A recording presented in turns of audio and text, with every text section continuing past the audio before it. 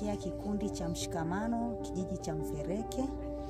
Najishughulisha na kilimo cha mboga, nyanya, viazi na ufugaji pia. Katika ufugaji ninafuga ng'ombe, nguruwe, kuku na sungura. Pia katika kufuga na kulima nategemea hivyo vitu vinanisaidia katika kusomesha watoto wangu, kujikimu masuala ya afya, na isitoshe hata nikipata shida inayohusu mchango inanisaidia pia kwenye mchango ya serikali. Ni kijana, ninalima eka 3, mahindi eka 2, eka 1 na lima alizeti na maharage. Faida ninazopata kwenye kilimo, nikivuna mazao nauza, chakula sinunui.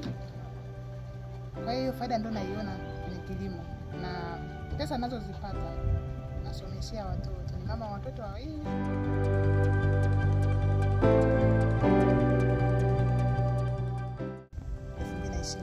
Kwa hiyo najivunia kuwa kijana mkulima kwa sababu nalima na namudu maisha kiasi. Japo changamoto kwenye kilimo zipo. Changamoto tunazozipata ndogo kwenye kilimo, tunapata changamoto, mfano mvua ikichelewa kufika, mazao yanakuwa yamepandwa, maana huku tuna asili ya kupanda kabla ya mvua kufika. Ikikaa muda mrefu bila kunyesha, mazao yanaharibika chini. Na changamoto nyingine, bei wazi inakuwa ndogo. Kwa hiyo bei zikiwa ndogo, kwa malengo nilikuwa nimejipangia kwa mwaka huu, naweza nisiamudu yote. Changamoto nyingine kwenye masuala ya pembejeo. Pembejeo muda mwingi zinakuwa hapa kijijini, lakini wahitaji ni wengi. Kwa hiyo nikichelewa kuchukua,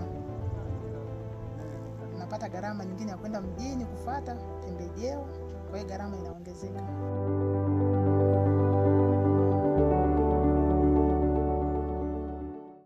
Nawashawishi vijana wenzangu wajikite kwenye kilimo na ufugaji ili waweze kupambana na majukumu ya uchumi kwenye familia zao na waweze kuzimudu familia zao